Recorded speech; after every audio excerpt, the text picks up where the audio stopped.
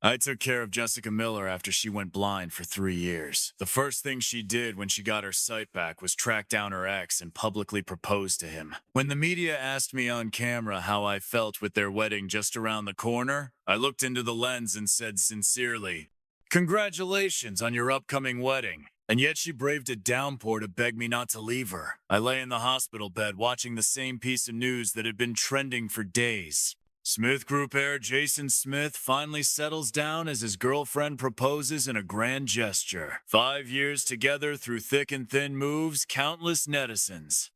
Many envied Jessica as a real-life Cinderella who found her prince. The press applauds Jessica's courage as she drops to one knee, ring in hand to propose. In the video, her eyes were shining, still so beautiful. It was the first time I'd seen her eyes since she recovered her sight. I turned off my phone and flushed the ring I'd prepared down the toilet.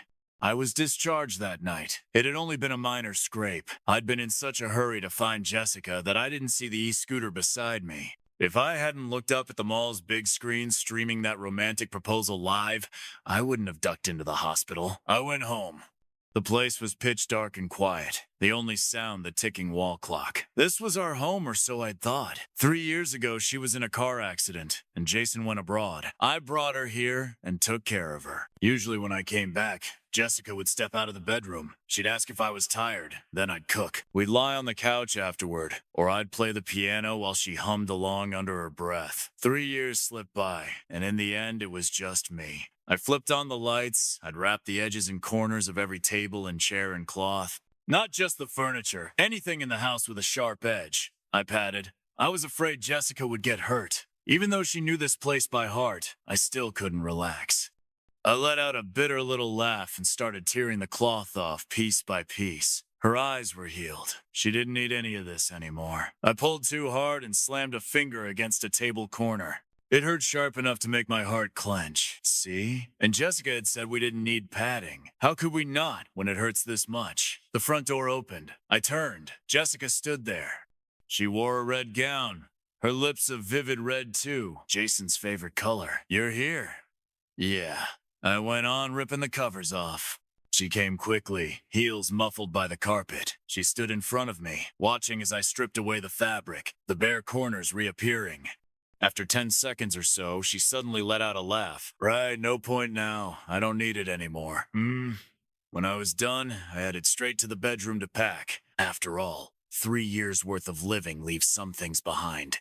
Not many important ones, though. When I wheeled my suitcase out, Jessica was sitting on the sofa. She'd been there for over 2 hours. The moment she saw the suitcase, she rushed over, chin raised. "You don't have to go. This is your place. I'll leave. I'm selling the apartment." She went pale. Her lips trembled. You'd really wipe out our past like that?" "I never wanted to wipe out anything." "You wouldn't?" I asked back. I'd known her 10 years. She's fierce, needs everything perfect. But for those 3 years, she couldn't do anything. Not even eat without help. Not even make it to the bathroom without an arm. Other than hospital visits, she almost never went out. She didn't want anyone to see her weak. Those were her most miserable days. Those 3 years are probably the memories she most wants erased, right? She stared at me, facial muscles twitching. Then she spun around, grabbed the bag on the sofa. "Throw all my things away." With that, she slammed the door and left. Not long after, I left too. I met Jessica when I was 13. I was abducted at 5. It took my parents 10 years to find me. I came back to the Dawson family, but I couldn't find any sense of belonging. My parents were good to me, but the strangeness lingered. Jessica's parents were close with mine, and she often came over. Bit by bit, she talked me through it, stayed by my side until I could adjust to this home and slowly open up. When I was 15, Jessica's family went bankrupt. Before I could even say a word to comfort her, they moved away in a rush. After that, I kept searching for her. I promised my parents I'd join the company someday, just so I could be in a better position to help Jessica. I got into her school and became her underclassman. When we met again, she wasn't the girl I remembered. She hardly smiled, always wearing a cold face, except when she was with Jason. Everyone called her aloof, impossible to get close to. It broke my heart. She used to be so warm, so quick to laugh. Jason came from money, and soon Jessica was wrapped in designer labels again. But after the car accident, when Jessica was hospitalized, Jason never once showed up. Her father was gone. She'd been on her own all these years. I couldn't stand it. Against my family's wishes, I took care of her. My parents wanted me in the company, but I turned them down so I could look after Jessica and get her eyes treated. They kicked me out, so I played piano and sang in bars and restaurants while caring for her. Back then, her temper was awful. She'd fly off the handle at the slightest thing. You can still see faint scars on my face and hands. She said she was a swan with its wings torn off, alive but with no purpose. When the doctor said there was a good chance her eyesight could be restored, she asked me, "If I get better, aren't you afraid I'll leave you?" I was never afraid of her leaving. I was afraid she wouldn't be happy, afraid she'd stay sunk in that darkness. As I closed the door, I took one last look at the place we'd lived in for 3 years.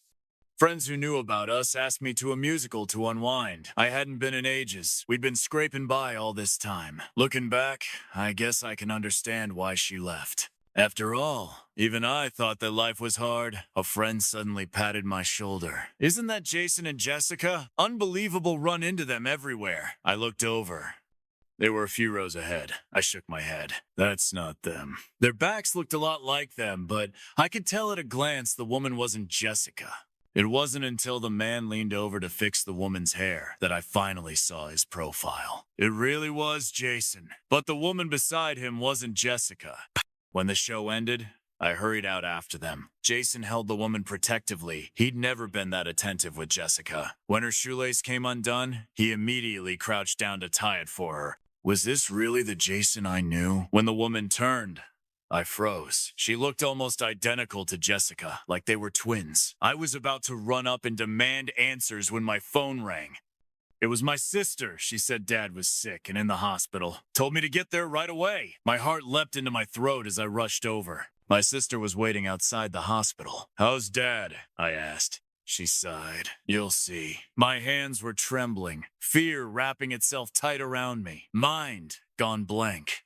But when I pushed open the door, I saw Dad sitting on the bed, happily eating fruit. "Dad?" He looked at me, set the fruit down, and his expression turned stern. Mom got up and hugged me, crying as she hit my back. "How could you be so heartless? You said you wouldn't come home, and you really didn't." My sister suddenly burst out laughing.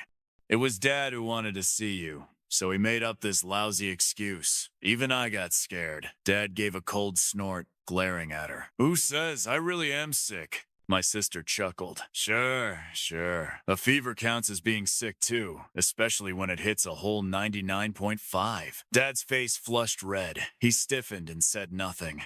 Mom's tears soaked my chest. "I'm sorry." The room went silent, my parents both watching me. I walked forward and dropped to my knees in front of Dad. "Son, what are you doing?" Mom tried to pull me up, but my sister held her back. "Dad? Mom? I'm sorry. I was too much." Dad threw the covers aside, got out of bed, and yanked me to my feet. His eyes were rimmed red, tears glistening. They had really aged. Dad's hair was almost white, Mom's face lined with wrinkles. I really hadn't been home in 3 years. Hadn't seen my parents even once in all that time. Guilt surged like a flood, making my nose sting. Dad patted my shoulder. I was too harsh back then, too. We all froze. Stunned, Dad had never apologized before. He'd always been domineering, never to be contradicted. My chest tightened even more. Suddenly, Dad barked, "If you dare cry, I'll break your legs." I sniffed quickly. "I'm not crying. Never said I was." Mom came over, eyes full of hope. "Come home, son. Do whatever you want from now on. We won't interfere anymore." I held her hand, wiped her tears. "Okay, I won't be so foolish again." Half an hour later, Dad was discharged. Back home, I pulled my sister aside. Since she and Jason had been classmates in college, she ought to know something. She sighed when she heard me ask. "That woman is Jason's first love. Her name," she said, "was Kristen Cindy. Kristen came from an ordinary family and had even been Jason's tutor. Of course, the Smiths wouldn't allow them together. They sent Kristen abroad by force. I couldn't understand. Then why did he still go after Jessica? My sister shook her head. That's what they call a stand-in for his white moonlight, you know? Jason had always been surrounded by rumors, but I hadn't expected him to be this vile. Dating Kristen while agreeing to marry Jessica. When I went to pick up Dad's medical records, Jason showed up at the hospital with Kristen. To my shock, Kristen was pregnant. Jason, do you realize you're about to get married? He didn't even look guilty. He just smirked. So what? So what? My mind flashed with the image of Jessica kneeling, ring in hand, tears streaming down her face. Rage surged straight to the top of my skull. Before I knew it, my fist had slammed into his face. Jason wasn't ready. I knocked him to the ground. Kristen screamed and rushed to help him. Jason comfortingly patted her hand, then stood and shielded her behind him. My sister whispered that Jason really loved Kristen, and I believed her. Every movement of his body said he was protecting her. Luke Dawson, don't meddle in what's between me and Jessica. Otherwise, if I get annoyed and refuse the wedding, she might just blame you. With that, he walked off with Kristen in his arms. Maybe I should have admitted he knew Jessica better than I did. Because just as he said, Jessica came to me. Why did you hit him? Why, Jason? Don't you know he's about to marry me? I met her furious gaze. Do you know he's with Kristen? That she's pregnant? Smack! Only then did I register the sting on my face. Jessica's nails had left a cut across my cheek. My whole face burned, but that one spot throbbed sharpest. Luke, I'll say this one last time. My life is none of your business. I stared at the blood on my fingertip. I wanted to be angry, but I laughed instead. Don't worry, I'll never interfere again. When I left, Jessica was still standing there. The driver opened the car door, glanced at her. He knew her too. How did such a good girl end up like this? Through the window, I looked back. She stood beneath the birch tree, backlit, wind pressing her dress tight against her frame, slim, solitary. The driver sighed again. Jessica used to be such a sweet kid. What a pity. I thought of the Jessica I'd known.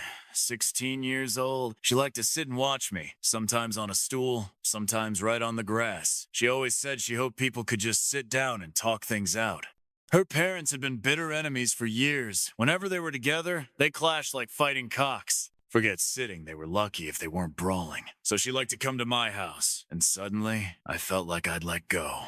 Just for a moment, something in my chest scattered, like dust in the wind. I finally understood. Jessica wasn't coming back. The 16-year-old Jessica would never come back. The next morning, the maid told me Jessica had arrived and wanted to see me. My parents started to say something, but exchanged a glance and kept quiet, retreating to their room. Jessica had dressed plainly, her hair tied up high. That was exactly how my mom liked girls to look, fresh, spirited. She remembered. I'm sorry. She reached to touch my face, but I dodged. Awkward. She withdrew her hand. I lost my temper yesterday. I didn't sleep a wink last night. I really regret laying a hand on you. I sighed. I don't blame you. In fact, I should thank her for that slap. Without it, I wouldn't be able to face her so calmly now. Good. We sat together, but had nothing to say. Finally, I asked, how are things with Jason? Her lips curved into the smile of a blissful bride. He owes me his life. He won't dare not marry me. I was about to ask what she meant, but she stood and prepared to leave. Luke, thank you. As she walked away, I thought I saw her crying. Mom's 60th birthday was coming, and I got busy with the preparations. Jessica faded completely from my mind. Well, look at you working so hard. That familiar voice made me turn, and there was Jennifer behind me. She was pulling a suitcase, grinning as soon as she saw me. Why the ghostly face? When she glared, I quickly looked away and explained. It's been so long, I almost didn't recognize you. She huffed and suddenly leaned in close. I flinched back in a hurry. She scowled. What? Am I some wild beast? My shoulder throbbed faintly close enough. Her temper had always been fiery. She'd once bitten me hard on the shoulder. The scar is still there. Just thinking about it gave me a shiver. My sister came over. Jennifer's a fashion designer now. She made the outfits for Mom and Dad's birthday banquet. I'd even gone to see her off when she left the country. But I got stuck in traffic, and by the time I arrived, she was gone. Who knew she'd call me the moment she landed, screaming curses down the line. And by the end, she was crying, and I had to comfort her. In short, Jennifer Delaney could be summed up in 2 words: high maintenance. Jennifer will stay in the room next to yours. Show her over. Okay, I took her suitcase. So many years, and you've aged a lot. I rolled my eyes. Of course, she was my curse. Yeah, long as you're still gorgeous, she giggled. After I set up her room, she tossed me a delicate box. A gift for you. Inside was a brooch, finely crafted, set with my favorite sapphire. My first jewelry design. No one else deserves it more than you. We were all used to her sharp tongue. Should I kneel in gratitude then? Jennifer nodded matter-of-factly. Of course. Get lost. With her around, my house was suddenly filled with laughter again. I almost forgot she might be hot-tempered, but she was also a ray of sunshine. Wherever she went, joy followed. The next few days, she packed my schedule tight. We walked through our old high school campus, both quiet. The silence grew awkward, so I said, "The school hasn't changed much, has it?" Jennifer shot back without mercy. You blind. It's changed plenty. I rolled my eyes in exasperation. But back then, you'd never walk with me like this. She was right. We'd known each other since childhood, but our personalities couldn't be further apart. I was quiet. She never stopped talking. The more I avoided her, the more she chased me down. Eventually, it turned into a game of cat and mouse. Looking back, I had to admire her energy. She was like a little sun, always glowing, always burning bright. Something I never had, something I envied. That scar still there? Of course. You nearly took a chunk out of me. Did I ever say sorry?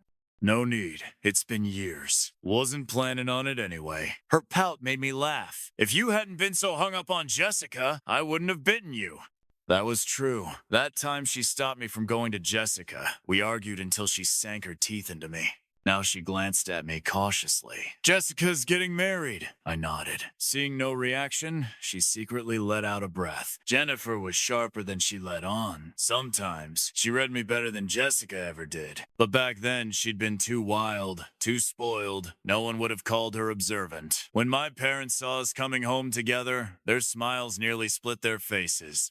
Mom adored Jennifer. She always wanted a cheerful daughter. Too bad neither of her 2 girls had that trait. Jennifer, thank you so much for all this. You must be exhausted. Jennifer gave me a quick look. Not at all. With Luke around and Uncle and Auntie to see, I'm thrilled. Sweet talker. That was how she won Mom over, bit by bit.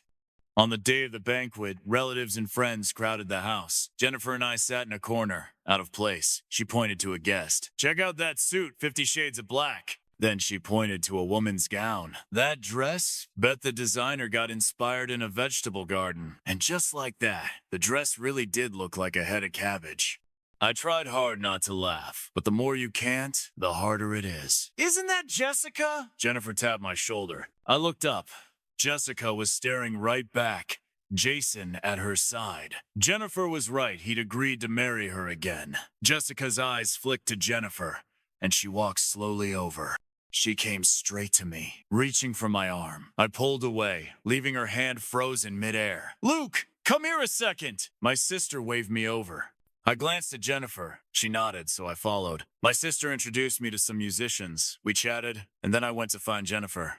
Just as I turned, I saw Jessica tip a full glass of red wine down Jennifer's neckline. What are you doing? Jessica looked at me, eyes brimming. It slipped. I didn't mean it. Slipped? I saw you pour it. Her eyes reddened, spine rigid. I didn't do it on purpose. Apologize. What?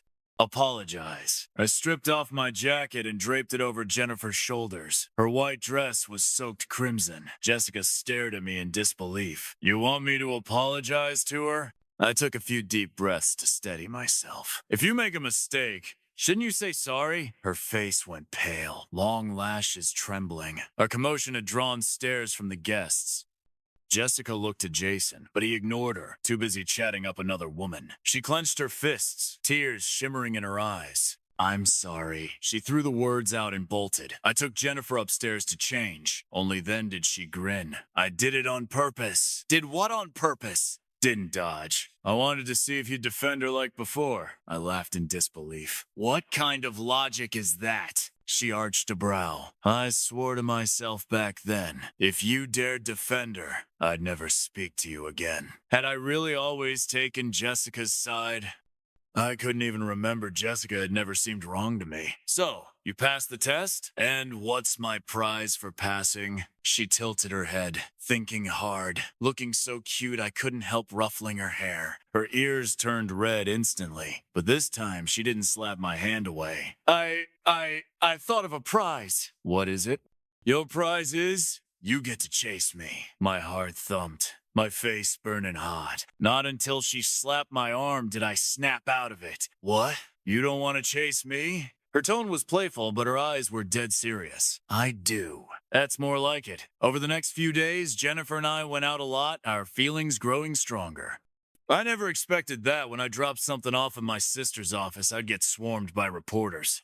The incident at the banquet, me making Jessica apologize to Jennifer, had been caught on camera and posted online. Though it was taken down quickly, plenty of people had already seen it. Mr. Luke, do you have some grudge against Miss Jessica?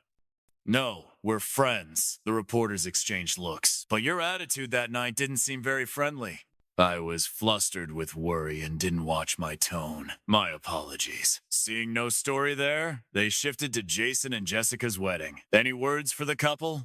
Looking into the lens, I spoke firmly. Congratulations on your marriage. That one line of congratulations spread everywhere. My family was more than a little exasperated. On the bright side, it ended up being free publicity for our company. The old place where Jessica and I had lived, I decided to have an agent sell it. Beforehand, I needed to go through it one last time to check for valuables. Stepping into that elevator again felt strangely surreal. The ads on the wall hadn't changed, yet they looked like echoes from another life. The moment I opened the door, the smell of alcohol hit me. Jessica sat in the living room, the coffee table littered with empty beer bottles. Her face was flushed, her eyes unfocused, already drunk. At the sound of me, she turned sluggishly. Luke, you're back? Barefoot, she stumbled into my arms. Tired? My body went rigid. She used to greet me like that too, every time I came home. Luke, I want to eat your cooking. Anything is fine. I'm easy to please, right? Tilting her head up at me. Actually, even if I don't marry Jason, I'll still survive, won't I? Before I could answer, she broke into tears, her tears dripping onto my hand. Why did you wish me a happy marriage? Do you really want me and Jason to marry? Was that truly how you felt? I nodded. She broke down completely, crouching on the floor, sobbing. I'd never seen her like this, not even during her illness. I froze, unsure what to do. Why congratulate me? She clutched my hand, asking over and over. I thought a moment. Just what friends say, don't read too much into it. She slumped onto the floor, eyes unfocused, muttering, friends. I hauled her up. Come on, I'll take you home. Tomorrow's your wedding, isn't it? She grabbed my collar. Luke, do you not love me anymore? She stared hard into my eyes, a hint of hope in hers. I nodded. I don't. Thinking of you only makes me tired now. Like you said, love wears out too. Her hand slowly dropped. She stood there blankly, eyes fixed on her toes. Well, am I intruding? Jason leaned against the doorway, lipstick smeared on his collar, smiling at us. Maybe save your date for another day? You don't want to be up too late before the wedding. I frowned, about to speak, but Jessica had already walked past me, straight to Jason's side. Jason shot me a sidelong glance, then left with her. When I got home, Jennifer was waiting. She leaned close, sniffed me, then frowned and glared. Why do you smell like alcohol? I debated telling her about Jessica, but before I could, she asked, You ran into Jessica, didn't you? You two drank together? No, I waved frantically. I didn't drink. Under her doubtful gaze, I ended up telling her everything that had happened. When I finished, she looked at me with worry. Will Jason really treat her well? She was worrying about Jessica. My heart warmed. How could I forget? She'd once gone 3 days without food, fighting her family, just to keep a stray dog. In the end, I had to sneak her some glucose. Even so, she fainted from hunger. Her parents had been terrified ever since. From then on, they gave in to her on everything. She'd always been a kind girl at heart. Why are you looking at me like that? Because you're amazing. Only realizing that now? It was late. Too late. I should have realized long ago. The next day was Jessica and Jason's wedding. The Smiths sent an invitation. My parents didn't want to go. My sister was busy. That left Jennifer and me, the idle ones, to attend. I didn't mind. Jennifer, though, looked worried. Are you really okay? I gave a helpless smile. I'm fine. When I say I've moved on, I mean it. Otherwise, I wouldn't be chasing you. She rested her head on my shoulder. By the time we arrived, the place was full of guests. The Smiths' eldest son's wedding was bound to be extravagant. Jason stood with his parents, greeting guests. He was all politeness when he saw me. Enjoy yourself. His handshake was warm, but his eyes were ice. After we sat down, Jennifer pointed. See? Business has made him a pro at fake smiles. I thought of my sister negotiating deals, smiling until her face cramped. The MC must have slaved over the script, spinning Jason and Jessica's love story into some heart-stirring epic. Jason, unwavering, caring for blind Jessica 3 years. Jessica, who'd nearly given up on life several times, but was saved by Jason's love. Most people knew the truth, but a girl of about 10 in the audience was moved to tears. Nearly all the guests were from the groom's side. The bride's tables were empty. It felt deliberate, a snub, a single table left bare, like an insult. At the appointed time, the doors opened, and Jessica appeared in a traditional Chinese wedding gown. Not the white dress she loved, not the Western-style wedding she dreamed of.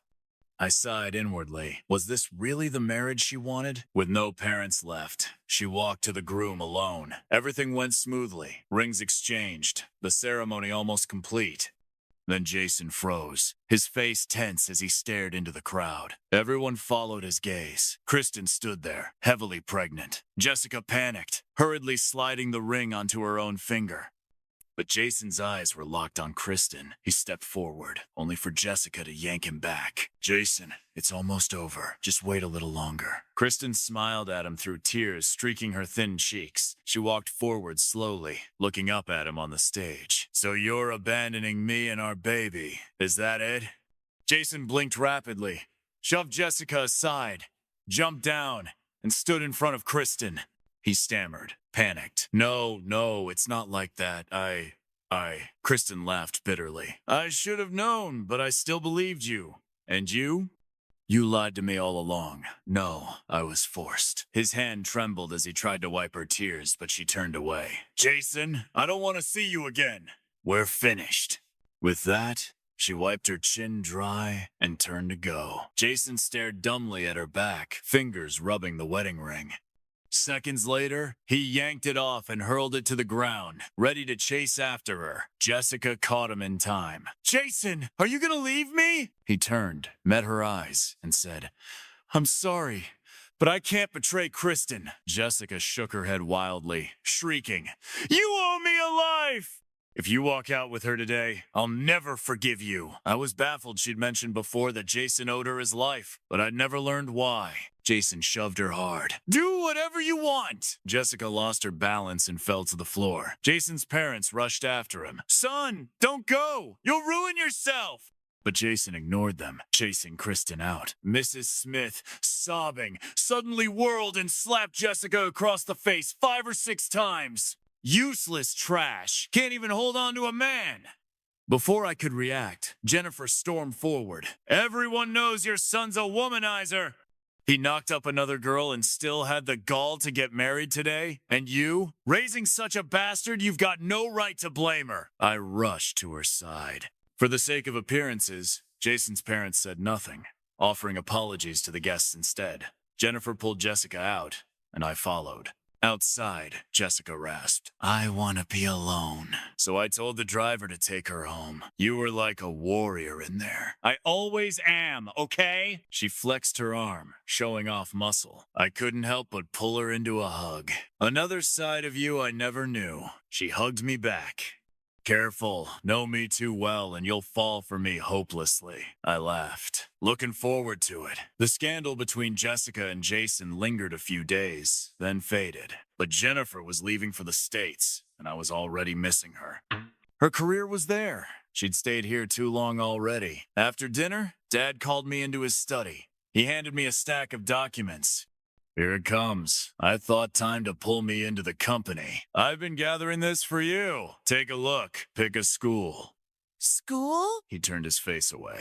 Yes, you gave up studying abroad for Jessica. Now the chance is back. Don't waste it. I flipped through page after page research materials in front. Dad's handwritten notes in back.